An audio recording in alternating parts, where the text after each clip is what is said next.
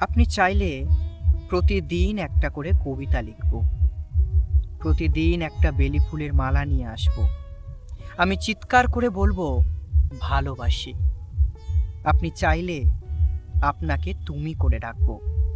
প্রজাপতির পিঠে চড়ে রামধনুর রং নিয়ে আসব।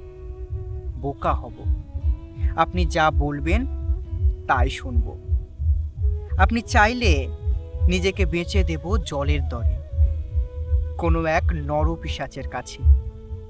হারিয়ে যাব পৃথিবীর থেকে অনেক দূরে। আমি তারা হব, আপনার প্রিয় তারা। আপনি চাইলে জীবন হব, জীবন দেব, জীবন নেব, নিজেই নিজের মৃত্যু হব।